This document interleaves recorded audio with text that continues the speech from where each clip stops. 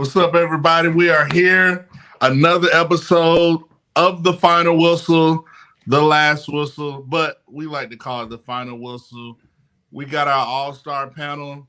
As you can see, I'm Matt Cadell. We got Chris James, a.k.a. Dan's big brother. That's right. He's dancing. What up, Chris? How you doing? What up, man? Hey, I'm ready for it, man. We got an action-packed show. I'm ready, brother. Let's go. Let's go. And we got the one and only Coach Smooth. What's going on? What's up, Coach Smooth? What's up, GOAT, man? Roll Tide in the building. Dan, Chris. Smooth hit a three. Smooth. And we got the Final Whistle, Dan. Dan, how you doing? You just celebrated a birthday. Happy belated birthday. I appreciate it, man. Income tax day. Sir. You know what I'm saying? Roll Tide, everyone. Roll Tide. How much you getting from the feds? Well, I didn't get anything from my quote big brother. Oh, you got to file taxes for your OnlyFans too. Just that's right. Dan has the Benjamin, but he aged backwards, so he really 23.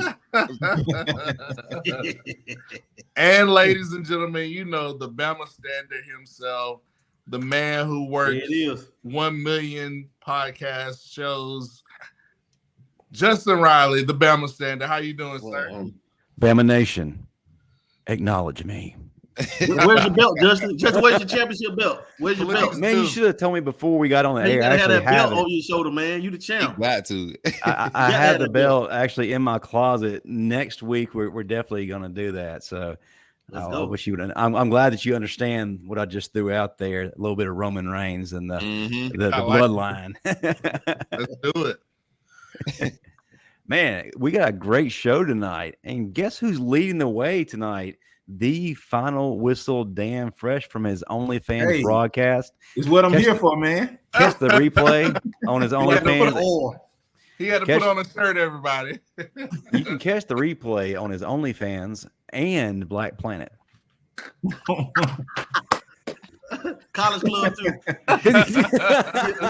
He a 25th year senior. Y'all come up with new ones every week. I never heard of this Black Planet. What is that one? Don't forget about Christian Mingle and MySpace. Yeah. Dan has red shirted, gray shirted, blue shirted, and now he's purple shirted. Purpose. Oh yeah, guys. We got a lot of info today. Before we do that, let's go ahead and tell the fans what they need to do, how they help us out. Hit the like button. Hit that subscribe button. Live chat. Let's get rowdy tonight. Let us know what you're thinking. We got a lot to talk about, things that are probably going to get you fired up. So this debate, if you're watching the replay, get in the comment section. Tell us which one of us was absolutely wrong tonight, which probably won't be any of us. We are brought to you by Workspace Solutions and Oakmont Financial Partners. The illustrious Dan James. We brought you on here because your credibility in the world of recruiting. We thought that you were a valuable asset to this team. We brought you in on one episode to talk about recruiting, and then you just wouldn't leave. But anyway, but no, Dan, we value that's how it works. We value your information. We're grateful to have you because this week, this is where you come strong, right? You've been talking. It's starting to heat up. Yeah, you talked this whole weekend about some good things happening in terms of recruiting and some things that may be happening in the future. Listen, I'm just going to go ahead and turn it over to you, Dan. Talk to us. What's going on for Bama recruiting? Oh yeah, we're getting into that time of the year where Alabama recruiting starts to pick up. Yeah, and with Junior Day behind us, the first Junior Day. We're starting to get into the evaluation period, getting guys on campus, and, our recruiting board tends to change. We picked up a commitment from 2025. We'll start with that one this past week since the last show, and that was Dontrell Glover, 6'4", 290-pound offensive lineman out of Langston Hughes in Fairburn, Georgia. Really high on this guy. He plays for a perennial powerhouse program, and he was someone that has been on our board for a while, high on our board. And for us to take a 2025, guy offensive lineman in particular this early, it's purely on his upside. And we always do our due diligence by getting him on campus, talking to him, letting him work out, getting eyes on him. So he was definitely a take. We're not done in the state of Georgia yet. We'll get into that later. The second commitment we got this week was Rico Scott, 6 foot, 185 pound wide receiver out of Bishop McDermott in Harrisburg, Pennsylvania. It seemed to catch a lot of fans, including Alabama fans, by surprise, but it did not catch the staff off guard. This is someone that was high on our board since last year. He ran the fastest time at our camp last year, allegedly. It ran a 4.43 40, which was the fastest of all the receivers that we got on campus. Big body receiver. I liken him to Debo Samuel. Physical guy, catch the ball, run through contact, and getting into Friday, we're got a. Hopefully, we'll be picking up a commitment. Another one that a lot of us don't know about, but it's Caden Jones, 6'4", 210-pound linebacker out of Arden, North Carolina. He's one that visited this past weekend, and I think we'll be getting some good news this Friday. We like him at inside as well as Jack. 6'4", 210. He could play off the ball. Physical guy. Someone that Saban and Coach Balla is very high on, and I expect during A-Day for us to maybe gain a lot of momentum with A-Day this weekend, particularly with a couple of Georgia commits. I think we'll make up a lot of ground, or maybe even potential flips. One is Woodward, Peyton Woodward. Hayward, is that his name? Peyton Woodyard, yeah, he's a Georgia commit, but he wasn't the one I was talking about. But we still got a little bit more work to do with him. But I like our chances with him. He's 6'2" safety out of St. John Bosco in California. The two I was referring to was DeMarcus Riddick, linebacker out of Chilton County in Alabama, a Georgia commit, but he's someone we've been chipping away at. Georgia was the first to offer. He committed to Georgia before he got the Bama offer. Right. And he's visited us this weekend. Will make probably the fourth time he visited us since committing to Georgia. So we're making up a lot of ground there, and I think we can turn them. But we also have Auburn putting a full court press on him as well. Another one is Jaden Perlott, I guess that's what it is, Perlotte, out of Beaufort, Georgia, Beaufort High, 2025 guy. That's been a pipeline to us lately, so I definitely think we can make up a lot of ground there as well. You were saying something, Chris? Back to the Auburn full court. It's just a shot. Auburn putting a full court press on somebody. They be Pearl jamming, baby. Bro, man, I got too much Bama in them. I got too much Bama in me. I'm sorry. Yeah, no, that's it. But we're gonna see how this weekend goes. We're gonna play it from there. But I expect us to come Friday to have at least one more commit, and that is Caden Jones, the linebacker out of Arden, North Carolina. But on the real, I want to say something about Caden Jones. After watching his film, does he kind of reminds me of a mixture between Dylan Lee and Christian Miller? Can y'all see that? Yeah, he's got some crazy in there. Dead on, yeah. Dylan Lee was an absolute just caveman, gonna throw his whole body on the line. He didn't care if he had both arms ripped off. He was going to get the job done. Yeah, I was thinking more of a bigger Sinceri. Yeah, I can see that. Yeah, I mean, he just don't have he's not a safety, but he has that mentality, that give it. Man, I'm talking about. I went and I seen, because Caden Jones was a name, like you said, Dan, that's been on the board for a while, but he hasn't been creating a lot of that buzz, like like Quay Rosa and those guys were last year. That were coming. Hard on to the follow board that late. up though, right? Yeah, it is. But this guy, He looks solid, man. I think a year, 2 years, playing some special teams, giving some spot play at Bama, giving him time to fill out his frame. And then you plug him in and knowing a defense, a scheme, understanding the scheme. This kid can he can show up. He can show up. He's versatile like Campbell. Yeah. And that's why I said him playing inside is probably, I don't know. I would rather him be a rotational outside guy, keeping him on the edge. You know what I'm saying? Sealing edges for run game. You know, like that's why I feel like he's gonna have a strength in it. And depending on who his defensive or his linebacker coach is, once he gets to Bama, if it's Balla still, man, we might see some crazy development. I feel like we're about to see development out of this group this year. Yeah. I agree. Yeah, to your point, Smook and Chris, yeah, I'm excited. I think this is just going to be a big weekend, you know, like recruiting-wise, you know. I'm already hearing Perry Thompson going to be down there. Mbakwe is going to be in T-Town. Williams, the big-time receiver. So for that 2025-24 class, whichever 2025. Yeah. Ryan Williams. Yeah, he's a stud. So, I mean, I'm excited about the guys that have been in Tuscaloosa. Dan, to your point, it does seem like Bama is heating up. Guys are visiting all throughout the week. And to snag a Rico Scott from up north, kind of out of the Penn State Big Ten market. Ohio State.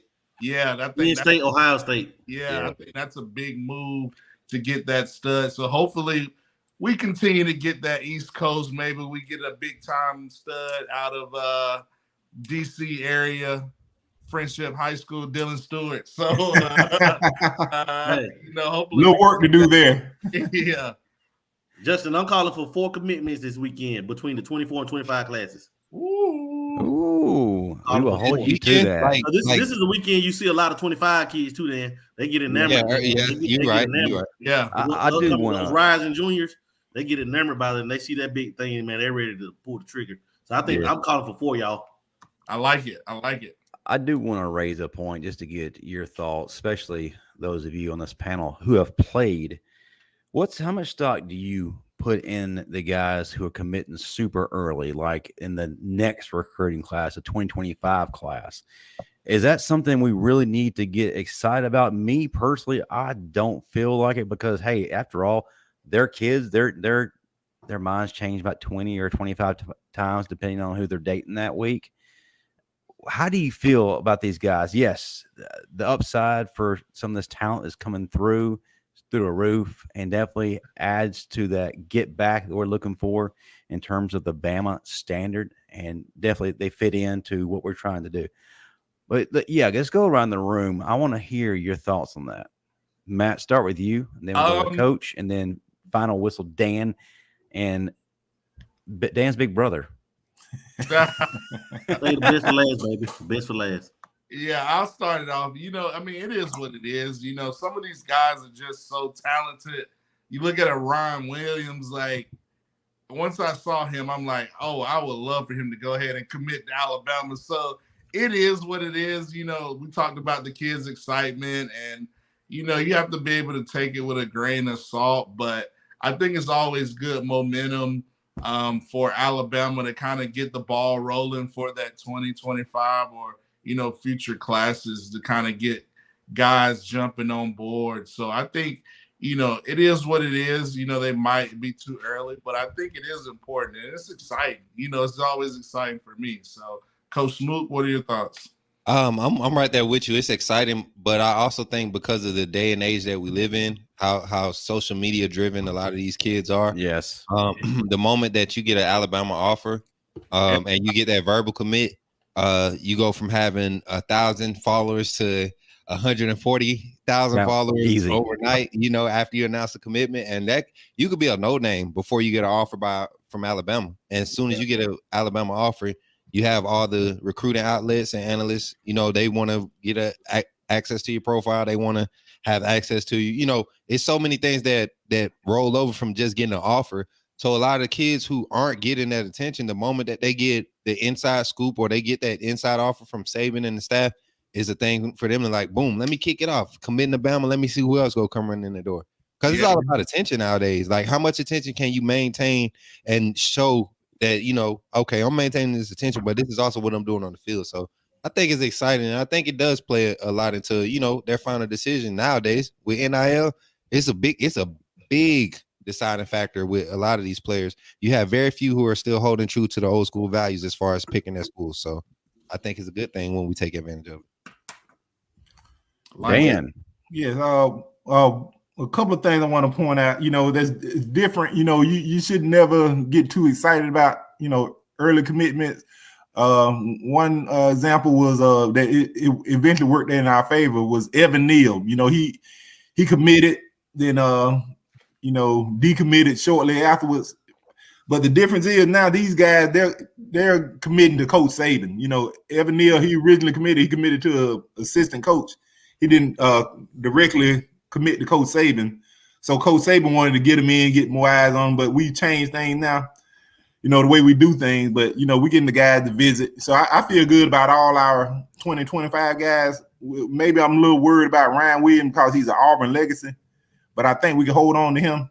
And another thing, we haven't mentioned is that's a big factor is NIL.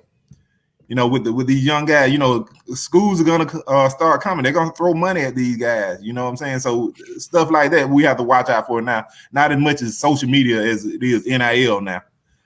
But that's something we should really watch out for. But I feel good about all our commitments in the 2025 class. Okay, Chris. Yeah. I feel. Thanks for your time. We appreciate that. Moving on. No, Chris, he can't do you like that. No. Go ahead and mute him. Hey, but no, Chris, go ahead, brother. But quickly, I think that when a kid commits, he kind of buys into the program, and usually, like the kids that we've been getting that have been committing, like a couple of years out, not too many of them kind of, fall by the wayside. When it's the big dogs like the Ryan Williams type, whenever we get a guy that's locked in early, that's a big time player, they usually tend, like Perry Thompson, they tend to hang around. Caleb, I think that we're gonna seal the deal. That's all. Nothing too much more. Yeah. I know the bell wrong, so let's. A little bit of trivia. Bo Scarborough was originally an Ole Miss Rebel commit before. Yep. I did not know that. To the Tide. Yep. Yeah. Yes. I forgot that. All right, we're going to start a new segment, fans. Those of you who are in the audience, y'all should really get into this and help us in the future. What it is, we're starting a new segment dedicated to the trolls that are out there, the Alabama trolls. Crazy fan hot takes. Troll takes, baby. Troll takes. So the challenge to everybody in the chat right now, your homework for next week is send us your craziest hot takes that you find, and we'll read them on the show, and we will debate them. And we'll smoke them if we have to. Yeah. Let's smoke them out, baby. I have mine, but since we started with Matt last time, we're going to go in reverse. Chris James, a.k.a. Dan's big brother. You got anything this week that you saw in the metaverse? Yes, man. I saw something. And, I don't want to be viewed as a hater, but me, I give credit where it's due. I'm a little bit. I'm, Auburn, Tennessee, LSU, but this time it's about Georgia. It was said that by an NFL Rookie Watch on Twitter was really an NFL Rookie WATXH instead of CH. Yeah. But basically, it says several NFL scouts and coaches reportedly believe Jalen Carter is the best overall defensive talent the NFL draft has seen in the past decade. The Steelers are reportedly ready to trade up for Carter if he's available 9th overall. Carter has met with the Bears, Lions, Raiders, Eagles, Seahawks, and plans to meet with the Falcons this week. The thought around the league is that Carter does not make it past the top 10. I understand that he doesn't make it past the top 10, but come on, man. The best defensive player, the best overall defensive going ninth. Has seen in the past decade. First off, he's not the best defensive player in the draft. Let's clear that. Yeah. Will Anderson. That's Will Anderson. Matter of fact, come on, guys. Do I have to say it? Do I need to say it? Aaron Donald. Yes. Aaron Donald. Jalen Ramsey, Minka Fitzpatrick, old Georgia Bulldog, Roquan Smith. Come on, man. Have some respect, man. Khalil Mack. All right. They do this every year, man. They do this stuff. No, hold on. Jonathan Allen, Quentin Williams. Man, it's clickbait, man. It's clickbait. The best in the last decade. You know how like Derwin James, the best in the last decade. Come on, man. Come on, man. In the words of who said it like that? Irvin. Come on, man. Was Clowney this decade? When did Clowney? Yes. Miles Garrett, you know? Man. Miles Garrett. Jadeveon Clowney is one of the most overrated. Yes, he is an underachiever because he is the laziest player. You can't. If he actually gave a damn, he could have set records. Reggie White would made us forget about Reggie White, but he only played on his terms. But that's why Miles Garrett didn't want him as a teammate. Exactly, I can get that, but we talking about just the talent, bro. He's ridiculous. Nobody was messing with just the way this man could hold off 2 offensive linemen and just like wrap up a running back, like be moving people out of the way. Let me go get this sack this time. Like, you know what I'm saying? Like that, it was crazy, bro. But the speed he had, the fumble recovery, 64-yard TD fumble recovery return when you pulling away from the running back. Yeah. Like that's crazy. The guy was 6'5", 6'6", or some crazy junk like that. 240. It's crazy. Like this basketball highlights with him. Ball, like come on, man. Two drop step windmilling. Like you're a defensive end. What are you doing? That's Miles Garrett did that too. But back to it though, man. I wouldn't be so quick to put Jalen Carter over Daron Payne or Jaron Reed. Me neither. Not at all. He's solid, but he's not that article is going to hurt him if that catches win. That little take is going to hurt him if that catches win. Yeah, you're right, Coach. This is something they do every single year. There's always this flavor of the week that they overinflate heading towards the draft week, and it happens to be Jalen Carter. If you put his stats against the rest of the room, especially Will Anderson, cumulative, they just don't measure up. And they did this last year with Trayvon Walker. Yeah. I'm not going to buy into this, and I'm still not into the whole Anthony Richardson hype either. Maybe. So it needs to stop because if they were truly this phenomenal, then their stats and their tape would have showed it on the field. I'm not taking away from what they have done, but to give them the moniker of greatest in the last decade, that's irresponsible. Wait till you hear Matt's tape. To your point, man, it's like they want to hype up these Georgia fans, Georgia players, and I get it. Georgia's good, but at the end of the day, Bama puts out the best product in the NFL. Like you look at all pro players, you look at Patrick Surtain, Quentin Williams, Daron Payne, Minka Fitzpatrick, CJ Mosley. CJ Mosley, Trayvon Diggs. I mean, Bama product. Like people that's just recently coming off are still relevant. Matt, I think you just uncovered something here. This is them trying to further the narrative that the Bama dynasty is over. Because they're already saying that Georgia has surpassed Alabama in every category. Kirby Smart has surpassed Nick Saban as the hottest coach in the country. So that tells the media, okay, what else do we have to do to further stamp this claim? Oh, let's go ahead and hype up a Georgia player and say that he's arguably the best defensive player in a decade to come out in the draft. This is. But he's going ninth. He's going ninth. He's going ninth. It's a picture that I saw that had the Georgia logo / the Bama logo / 2023. What's the day's date? 3/18. Wait, 4/18. 2023. Georgia logo / Bama logo / Wow, that's okay. I get it. Georgia has 4. Bama has we got 18. That's crazy. We are not the same. We are not the same, man. Yeah, that's crazy. All right. I gotta get this off my chest since we're talking about Georgia. This is a counseling session for Matt. Hold on, Matt. Let me sit back. Georgia, like Georgia, y'all just won a back-to-back national championship, but nobody cares. Like nobody's talking about you all. Like, Georgia fans, they have to chime in on anything Alabama does to stay relevant. So that to me, that shows that Alabama is the standard when it comes to college football because nobody's talking about you guys. Everybody's still talking about Bama, Saban, Alabama football. So I just had to get that off my chest. Sorry. The Bama standard. You don't hear nobody say the Georgia standard. The Bama standard.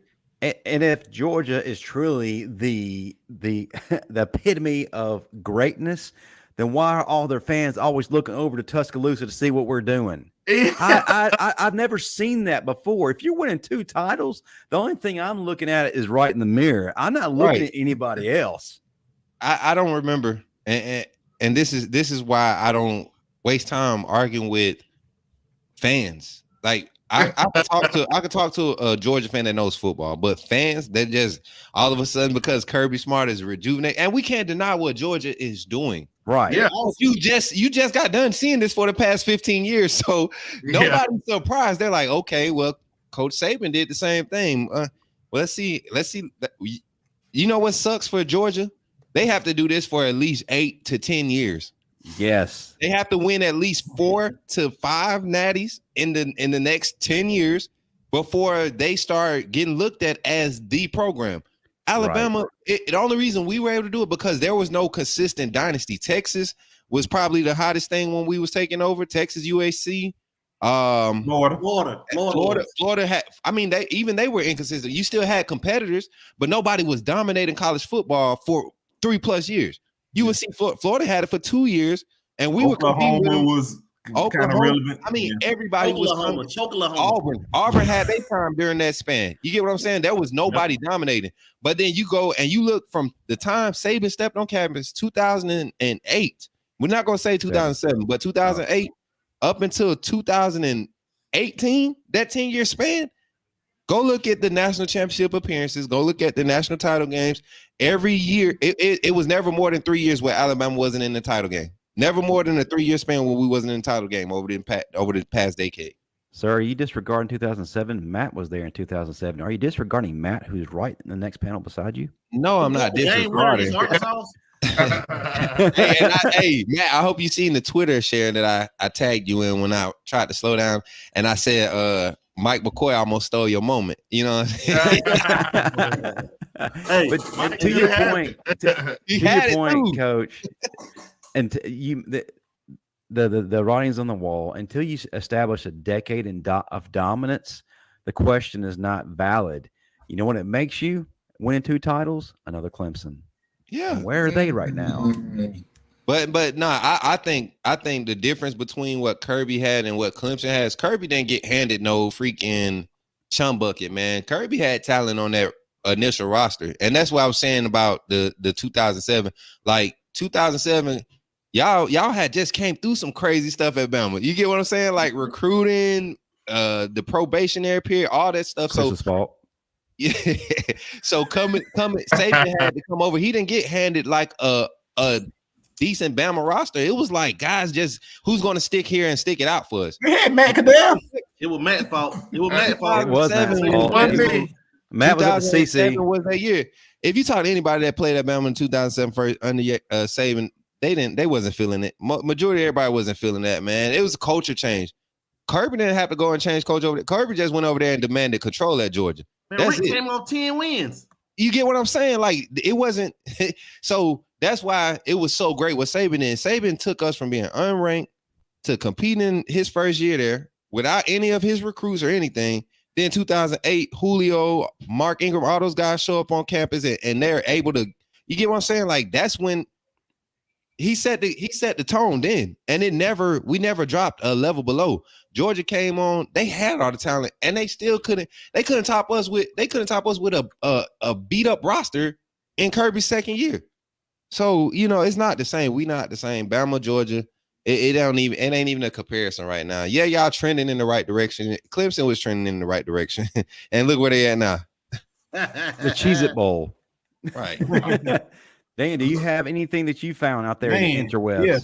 I know we're going over a little bit, so I'm gonna keep this one short, and I'm gonna try to Say that. Read this one with a straight face, man. According to Aaron Murray. Oh Lord. Oh Go my ahead, God! Stop right there. Yeah, that's the only Georgia Mr. Hot Take himself. But Joe Milton is the most talented quarterback in America. I'm gonna leave that at that. I'm gonna hang up and listen. Yeah. I'm gonna hang up and listen on this one. I'm gonna go. I'm gonna go into the comments. I'm here for the comments on this one. Talking about Joe Milton at Tennessee? Yes. Yeah. You mean like the Joe Milton that's like competing with the freshman at Tennessee? Nico Limavea, yeah. The most talented quarterback, not in the SEC East. No, Not when the they SEC. say the country, they mean the country. In the country. They talking about In the country. Like, you know how you go out in the in country, the they mean that boondocks. county. Yeah, that's what they meant. Even that. Rocky That, Top. that spot, that little country spot right there in Tennessee. That's what they meant. That's what they meant. Dude, Caleb Williams, Drake May, Michael Penix, doggone even Jalen Milroe. He's not more talented than Jalen Milroe. Hey, Bro, listen, Quinn Carter Ewers, Jefferson. Jaden Daniels. Penix, Come on, man. Penix, Spencer Rattler. Spencer Rattler. And I wouldn't even take him over Nussmeier at LSU. Right. No, I would not either. Man. That's why I don't, even with Pollock saying the crazy stuff he was saying last year during the Natty. Thank you, David. Come on, man. Like, thank you, David. David, we lit this fire. Did you see the look Saban gave? And that's what I'm saying, like the mentality. People, I know the media was saying that before Bama fans was. That like I did initially, I was like, this. I know David. I never listened to him when he talked. You know what I'm saying? Like I never listened to him. He just talked. But when I go to why he had to say that? You see that look Saban game? I rewind it. Boom. Saban looked at him like, oh, this fool appreciate you. Bet. That's what you think. Georgia's the new standard. Bet. And it's showing the offseason. We already winning right now. We showing Georgia we ain't lost the grip on it right now. You get what I'm saying? Recruiting. Like, come on, dog. And I love it when Alabama. I'm so glad David Pollock did that to Coach Saban. Like, you just don't know the fire. I think he internally lit in Coach Saban in this Bama program. Like, I listen. I love it when Bama's kind of been humble. It's been 2 years. I know we mentioned it last week, but listen, this attitude, this new getting back to playing Bama football, it's gonna get ugly out there. I just got a feeling. I think it's gonna start with the momentum we got 8A Saturday. Mm-hmm. Listen, I'm so excited. So yeah. All right. This next one, I want to read mine. This is from a comment on one of our shows from at Michael Lusk 2856.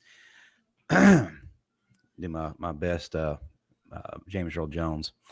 Now that Bryce Young is gone, maybe Bama can win a national championship. Young was the Obama of college football. All hype, no real results. Deal with reality. Who wants to tackle that one first? I'm not that because he hey, rock, paper, scissors. Come on, rock, paper, scissors. Uncle B, man. I can't. Obama's like, I don't appreciate that. I don't like that. Oh, you won. You won. That is un-American. Hey, no, you go first, Justin. You found that jewel. You go first. First of all, did you just start watching football? That's my main question.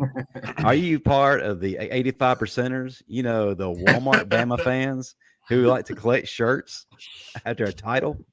That's my first two questions. You didn't read it right. It was, now that Bryce Young is gone, now that Bryce Young is gone, quarterback. That's how you got to read it. You know, that's how that Southern draw came out. Armchair quarterbacks, man. Armchair quarterbacks. These are the number same one people. Overall pick. These are the same people last year or 2 seasons ago. Bryce's first time starting said that he should be benched in favor of Paul Tyson. Yes. Listen, I'm going to tell you right now, and we can go around the room and get a consensus. If Bryce Young does not play the last 2 seasons, One, we're not in the national championship game against Georgia. 2, we lose at least 5 or 6 games this past season. Yes. Easy. A lot of what we did do as an offense, in spite of Bill O'Brien goofing things up, was saved because of Bryce Young and his Harry Potter Hogwarts magic. Yes, and luckily we had Jahmyr Gibbs as well. Yes, Jahmyr Gibbs. But we talking about the statement about Bryce, man. You gotta think, man. Nobody goes and wins a Heisman their sophomore year, first year as a starter. It takes off with the numbers that he had, only having really 2 options as a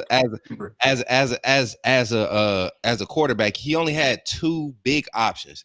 Most quarterbacks, Heisman candidate quarterbacks, you see them guys surrounded by a cast. You look at how Joe Burrow's a cast. You get what I'm saying? Joe Burrow's had 2 guys deep in the backfield. He has 4 receivers. 3 of them was first rounders. You get what I'm saying? Like they were rated first rounders. So you don't sit there and try to take away from what Bryce did. But like for him to say that it was Bryce's fault we didn't win a natty. Come on, man. Somebody just put the comment in the chat. Bryce only needed 1 receiver. We would have beat Georgia if it was Bryce and J-Mo. You get what I'm saying? But imagine if he would have had a Mechie. Imagine if he would have had a healthy Jace McClellan who was trending his, that year he got injured. Imagine if we had our full backfield that year. Running back, we had Christian Leary and DeMoy Kennedy running back. Listen, man. Swap between 17, 18, 19, 20, any of those 4 years, you put Bryce in at quarterback with those weapons with Ridley, Judy, Ruggs, Waddle, Devontae. Bro, he would have gone down as the greatest quarterback in college football history by the numbers. Those numbers Joe Burrow put up in 2019, he would have smashed them. I think Bryce with the team that Tua and Jalen, the year that Jalen would have wasted. The year that Jalen wasted for those wide receivers, Bryce would have did that. You get what I'm saying? That's the year I think we could have. Bryce at quarterback with that offense, you didn't need a defense. And then think about it. Bryce didn't have a Steve Sarkisian. He didn't have a Lane Kiffin. Like, oh my God. With the personnel the last 2 years, Bryce with a Lane Kiffin or a Steve Sarkisian, we're 2 natties up. I don't care what personnel is at the wide receiver. We would have won with Bloden and all those guys after Mechie and J-Mo went down with Sarkisian. Because you got to think, now we scheme for skill set. You know what I'm saying? Bill O'Brien could not scheme for skill set. Bill O'Brien put Bryce in situations that kept Bryce from being regular. It allowed him to be great. It forced him to be great. In order to be successful, he had to make those horrible calls look good, and he did that on a consistent basis. So the quarterback play went up every year. Jalen to Tua to Matt to Bryce from the position, not the play call, but just the position. Yeah, Bryce is the greatest quarterback ever put on Crimson. I don't care what nobody says. Yep, I've been watching football 30 years, 35 years, and for what that dude worked magic, man. For what he had to work with, you would have put anybody. Hurts with Bill O'Brien. I mean, that we just like you said, we lose 6 games easily. I mean, Jalen Milroe passed A&M, we losing. Like that was the writing on the wall of the A&M game. If Jalen Milroe had if he had a weak character or a weak demeanor about himself, no self-confidence, like we lose that game because his job, he would be so focused on trying to do the job that the offensive coordinator wants him to do. Hey, drop back, make these reads. If they don't work, extend it and try to make we got to get the passing game going. That's what my issue was with Bill O'Brien. But you had a guy like Bryce that could do that and then some and just made it look so easy. Never. I seen Bryce fluster maybe twice. And one of it was when he injured his shoulder. Like that was probably the biggest time I seen him fluster. And then I think his first pick when he underthrew J-Mo on a deep crosser against Ole Miss, I want to say that year. When Lane Kiffin was like, get your popcorn ready. So that year. But other than that, man, you never seen Bryce fluster too much. You saw him get intense with his guys, but other than that. We could keep going. But we only have about 20 minutes left, guys. We got other topics to get to. Like, hey, what the 8-day game? Coach Smooth, last night in our team meeting, one of the things that you wanted to talk about was the impact of Robert Bala. And we've seen a little bit of that in the clips that have been generated by RollTide.com from practices, scrimmages, and whatnot. So I'm going to let you lead off with your topic and tell fans what we're getting from Robert Bala. All right, so let's first just look at the group that he's able to deal with right now. You're talking about inside linebacker group with Trez Marshall that's active right now. Trez Marshall, you got Campbell rotating inside and outside. You got Murphy. Sean Murphy's been making noise. The freshman James, I want to say getting not James Rousseau. Getting on campus is going to be big. Like that's like this guy Bala he's getting these guys bought in before they're even on campus, you know. And Trez Marshall to come over from Georgia and to be given the type of accolades that he's given to Robert Bala, who probably like maybe 10 years older than him, you know, like he's relatable. And that's what I'm saying. I feel like we got coaches in the right positions, you know, the right position coaches in the right place at the right time right now. You know, we've been lacking at that inside linebacker spot for the past about 5 years, man. If we want to talk about like dominance from what we've known from the Reuben Fosters and the Mac Wilsons, and I mean, just we can pull that list out and just keep going. But you want to talk about a return, like an energy, like an aura around a program and a position group. I feel like this inside linebacker group and Robert Bala are quietly creating rumbles as far as like national media, but the ones that are paying attention on campus that are inside, this group is going to be different this year, guys. I'm talking about intense, flying around, and I think it's because of the not only what Kevin Steele is bringing as a coordinator and the values that he's bringing, but Robert Bala and his mindset as a younger and up and coming coach with the opportunity that he has and the amount of talent that he's going to be able to work with. He's going to see how easy it is to develop guys when you can get them bought in, and that's the thing. We haven't had an inside linebacker coach that has convinced guys to buy in. We haven't had a guy on campus that motivates the inside linebacker group in the past 4 or 5 years. You talk about Pete Golden as your defensive coordinator, and you had, who's the inside linebacker coach before the Eagle? I forget the guy's name. He left and went to who was it? The old defensive coordinator before Pete Golden. Tosh Lapoy. He was he coached outside. He coached outside. He was outside. And D-line, yeah, he coached outside and D-line. Who was coaching the inside? It was Golden. Golden got yeah. So I mean, and that explains it now. Now that was before Golden. He took over after Pruitt. Because Pruitt left after 17, then 18. That's when Pete came. So you notice after and that's literally when it changed. Yes, sir. So Robert Bala, I feel like we're going to get to see what type of energy this group brings this weekend, and I'm excited. I'm really excited to hear that Trez Marshall and the JUCO guy Justin Jefferson are creating the most noise right now in that group as far as leadership wise and making plays. So that's good. You know, I wasn't high on Justin Jefferson. I wanted to give him time to grow, fill out their brain. But hey, he's put on a solid 10 pounds from what I've been told. So I'm glad. I'm glad. The earlier the better. Yeah. Dan. Yeah, while we're on Bala, this is what I want to see out of our linebacker. Two of the things I talk about every show, 2 words: intensity and physicality.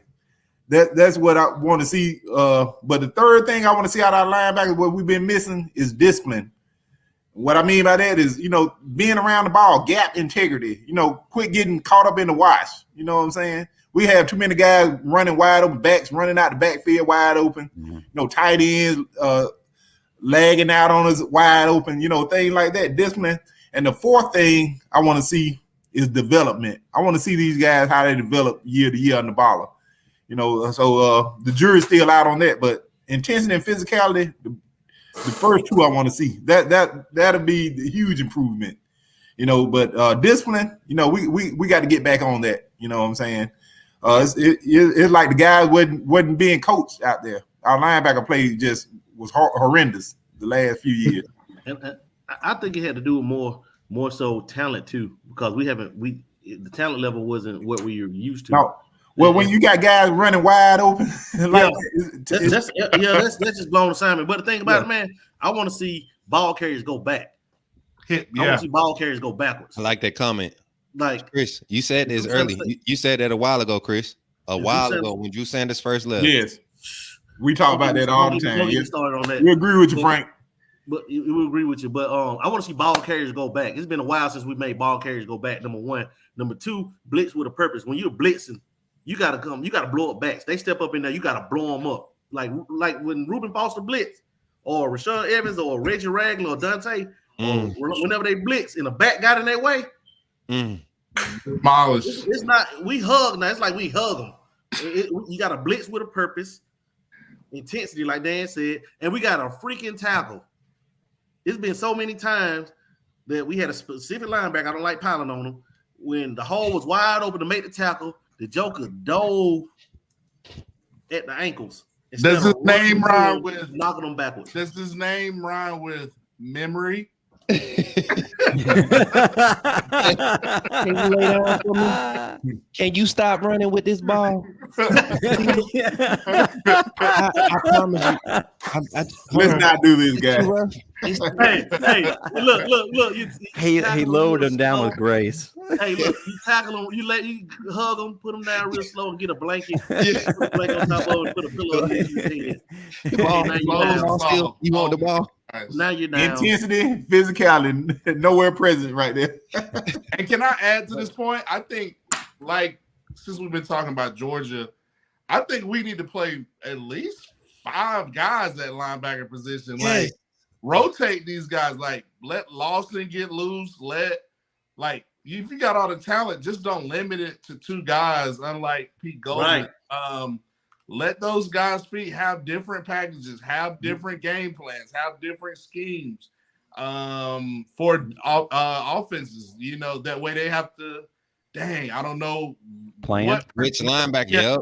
They're like, we're confusing the OC just by throwing personnel. Mix and matching out personnel. So to your point, I think that's what Balla, Kevin Steele, I think that's when they get back. Like I said, I think Coach Saban assembled the Avengers team. You know, it's like the movie in the Endgame when they got Iron Man, Black Panther, everybody. Coach Saban assembling his Avengers team right now.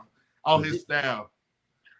It's only 4 spots, and you got Lawson, Marshall, Campbell, Murphy, Blackshire, Jefferson, Russaw, and Jefferson all competing for like 3 spots, 3-4 spots. Well, Russaw's on the outside. He's starting out on the outside. Yeah, okay, well, they're not gonna let 6 guys compete for 3 to 4 spots.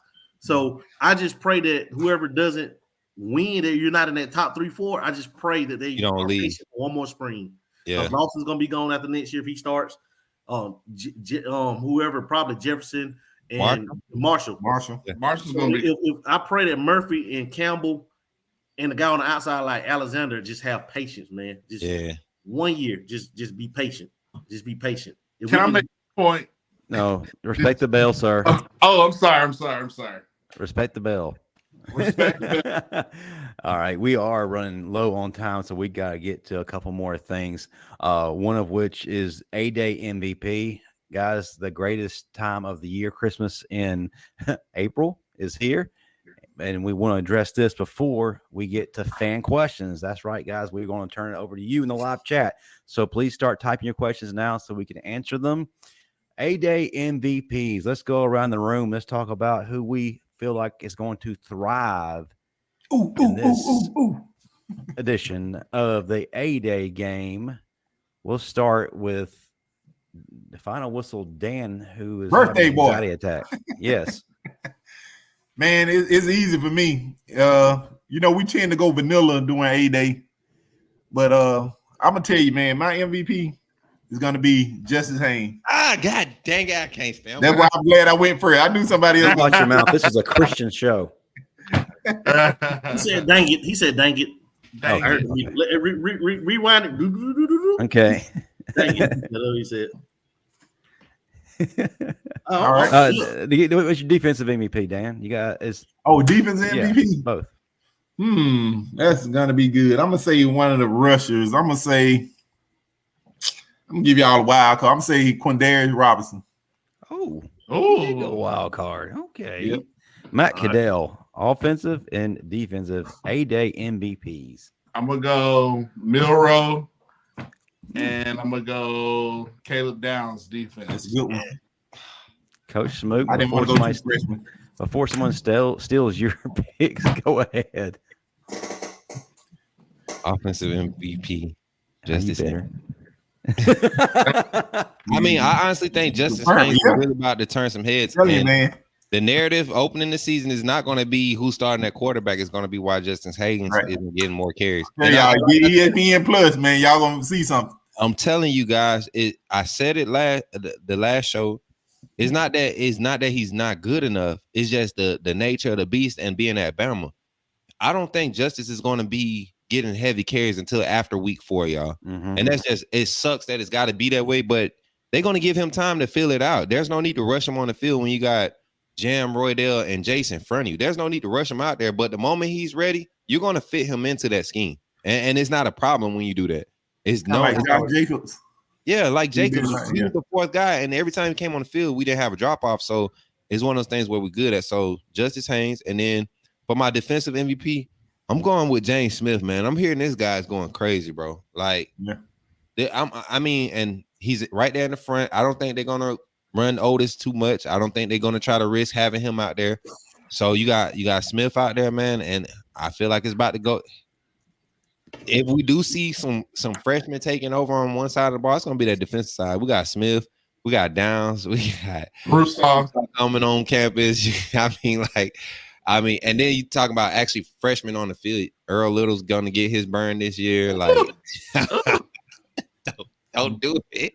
Jaleel Hurley might sneak in there. Like, these guys, we got some dogs. I'm cheat. I'm going to cheat with mine. I have co-MVPs. Okay. All right. Ty There's always Simpson that one. Oh, Ty Simpson, because he's going against the 2 defense with those receivers. It's possible. You know whoever the 3, 4, or 4, 5, 6 receivers going to be. Yeah, it don't matter. It's gonna look good for him. It's gonna be Prentice. It's gonna be some guys. He's gonna have some dudes to throw to. And the co-MVP, I'm going with Jam Miller. Oh. Good choice. I'm going co-MVP, man. I'm going call and defense MVP. I'm going Jaleel Burrows. That's a good one. Jamil, no Jaleel. That's a good one. Jamil Burrows. That is a good one. Jamil Burrows. I wanted to go with him, but I felt like he was an obvious choice because if anybody watched Bama football the last 4 games of the season, him and Otis out there together. I'll throw you another bone then. Jamil Burrows. All right, time up, man. No. I'm curious. Come on, Chris. Come on. I had somebody else in mind. Damn it. I mean, dog. There you go. I knew Penalty it. box. we don't tolerate this kind of outlandish behavior here. I mean, This is the Bible Belt. This is not a Georgia podcast. Damn it! I mean, you can't take it. All right, guys, let's take this home, man. What are we doing?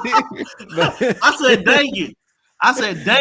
All right, let me name mine real quick because we gotta get to some fan questions and then close up shop. Somebody, I can't think who I said. Malik Benson is going to be my offensive MVP. You cheater.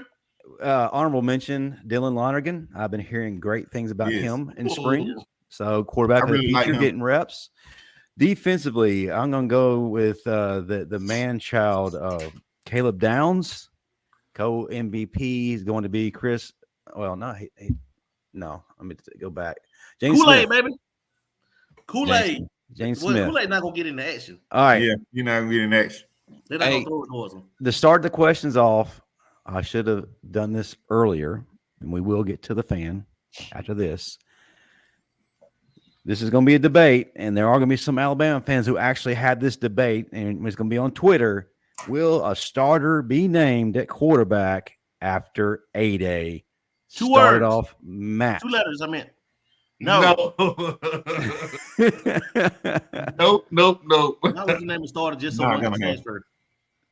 You keep both of them once the transfer window passes by.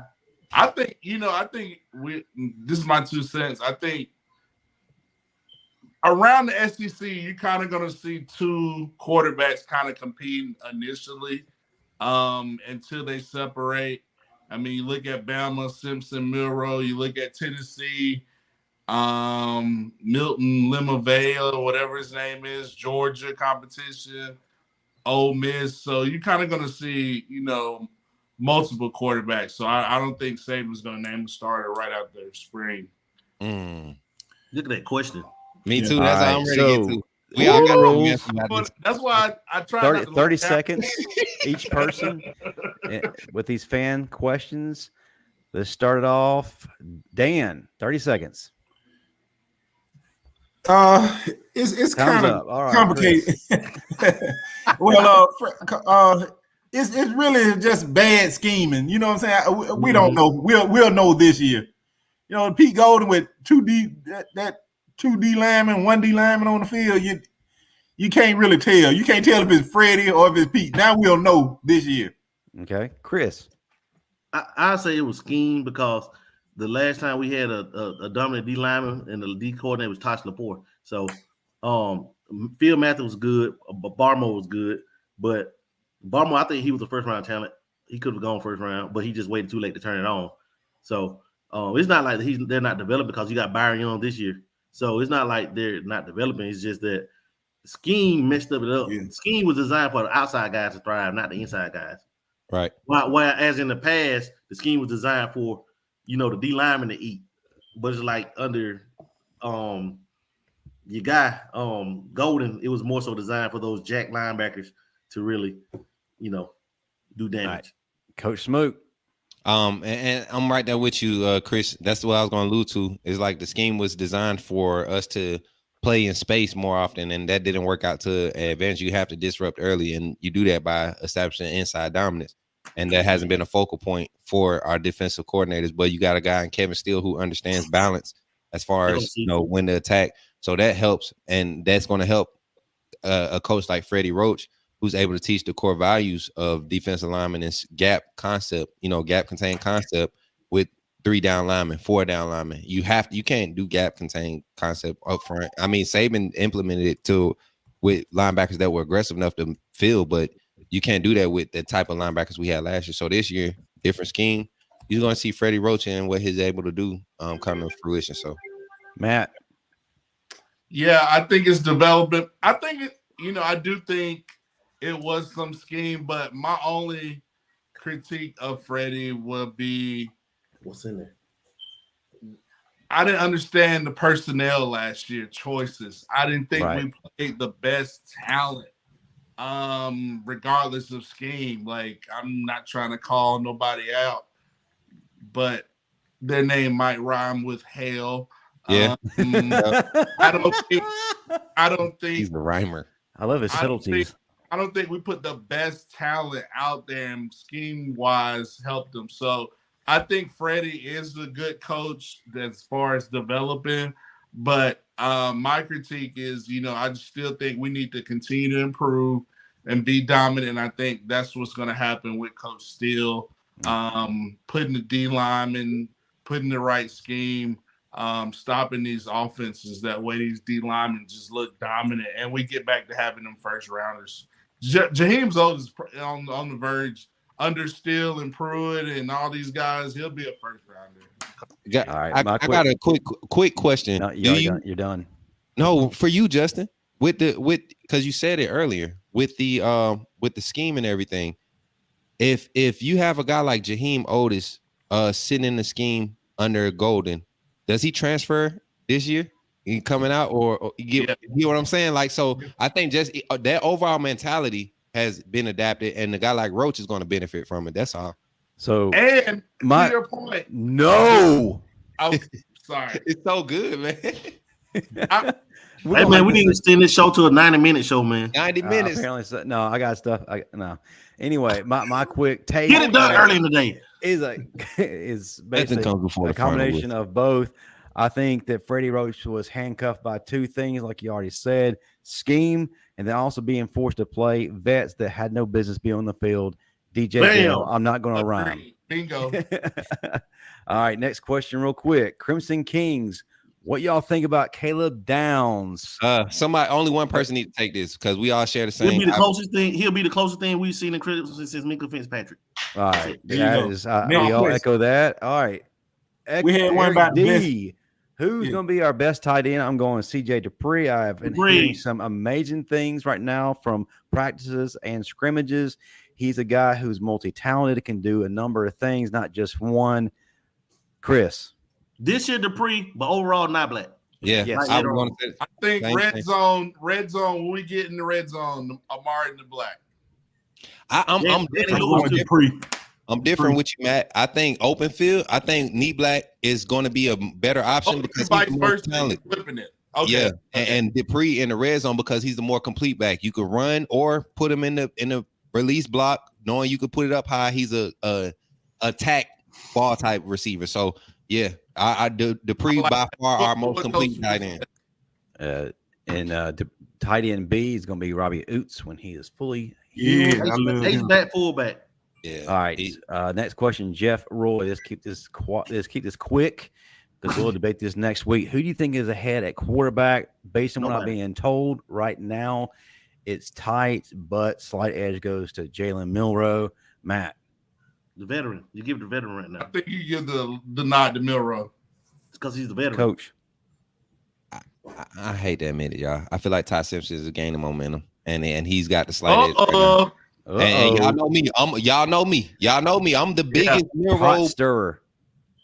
Y'all, I'm telling y'all, and I'm just Simpson is on one right now. Yeah, Thursday of last week. He's a gunslinger, and he's putting the ball where it needs to be.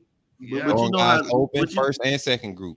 But you know how Saban is with seniority, so that's why I say I give slight edge to the veteran. That's why only why I say Milroe. Now, if the shoe was on the other foot, if Simpson was the one that was a year older, it'd be over with. Simpson would be the starter going to the year. Yeah. All right. Moonrock, our best new offensive lineman. I am being told Alanine. That's what I'm going with. Pritchett. Proctor. There you go. Bingo. I like Alanasi Nisawisi. Thor. I call him Thor. I like Pritchett because I consider him new since he was hurt most of last year. So I'm gonna say he's new. Pritchett. That's my guy. Still the best football player I've seen in uniform. All right. Thank you to everybody in the chat for throwing out those questions. The light. Homework again for next week. 1, come up with questions for the fan segment. 2, give us your best hot takes that you find on social media. Send them to the Bama Standard at gmail.com. The Bama Standard at gmail.com for your best takes, craziest takes will get talked about on air. So this is how we get you more involved. All right, let's move into the closing segments. Guys, if you're watching the show, hit that like button, hit that subscribe button, show us some love. If you're watching the replay, give us some comments in the comment section and also give us your prediction for the A-Day game, what you want to see. Matt Caddell, start us off with what you got coming up next, how folks can find you on social media, all that good stuff. Hit me up at my OnlyFans, running a 24-hour special all weekend.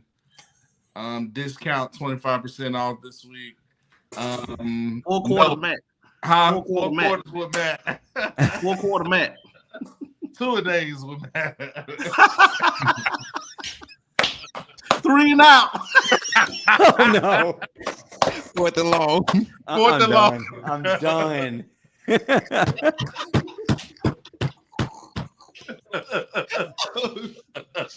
Fourth and inches. No.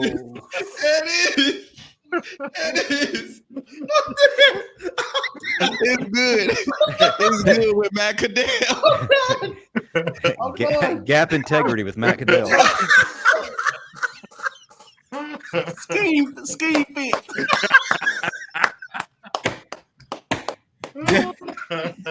Just when I thought we were on to something. There goes my career.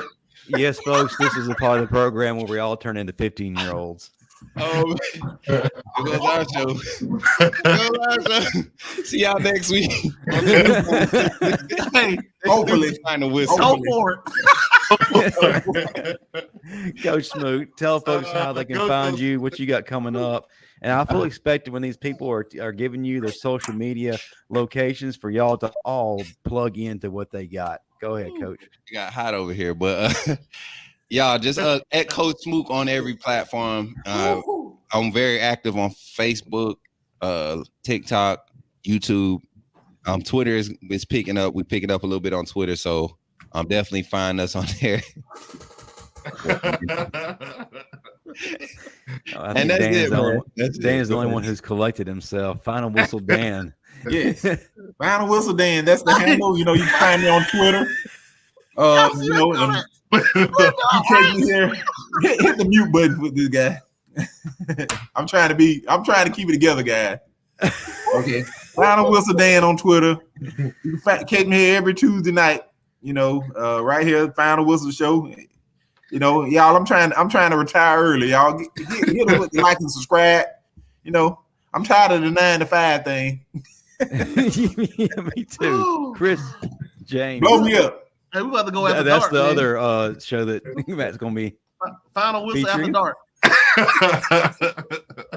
The oily whistle. And don't forget the morning show, Morning Wood with Matt. Oh, Morning Wood, the Morning Wood, baby. We're not kid friendly. No, I'm watching with the kids. Yes, the kids go to bed. It's school night, man. All the kids going to bed. This is school night. It's Final Whistle After Dark. Matter of fact, when I am getting everything set up for our shows, there's a little part in YouTube set up where it says, "Is this appropriate for kids?" I push the button. It says, "Hell no." The Shannon Sharp face. Yes, Chris, breathe. While everybody collects themselves, I want to remind everybody what we got on slate. When you're done here and you hit the like and subscribe button, if you missed the Bama Standard earlier, Antoine Petway was our guest. Nice. He talked about his career at Alabama as a player and a coach and what he's going to be doing going forward with Kennesaw State. Also got a phenomenal episode that we uploaded yesterday featuring Tim Castile and Caleb Castile, who is taking Hollywood by storm. You want to check that one out. Tomorrow night, the developmental focus points with Bo Scarborough, Blake Sims, Christian Jones, and Trent Richardson will be taking place at 7:30 p.m. Central, 8:30 p.m. Eastern. And next week, the Bama Standard will be live at the Bryant Museum on location at 6 p.m. Central, 7 p.m. Eastern. You definitely want to get there early. Come check us out. Final Whistle again next week, regular time. And like I said, do your homework so we can have a tremendous show. Send us what we need. Guys, it was a great show tonight. Up to forward, Chris. Thank y'all, man. Yeah, thank y'all for the comments. Hey, look me up on Facebook. Chris K. James Sr. on Twitter at Coach Chris James. Also, quick reminder, the Bama Standard is now on TikTok, _Bama Standard, uploading clips there. So please find us on all social media platforms. Show us some love. Yes, and the OnlyFans, I saw the various topics we talked about tonight. We got more coming. So, and promo codes. Right. But, hey, is it safe to say we're the Fab Five now? We're the Fab Five. We are the Fab Five. We're the Avengers, baby. The Fab Five. Bringing it back, baby. Let's go. That's right. That'll do it for us. Roll Tide, everybody. Roll Tide. Roll Tide.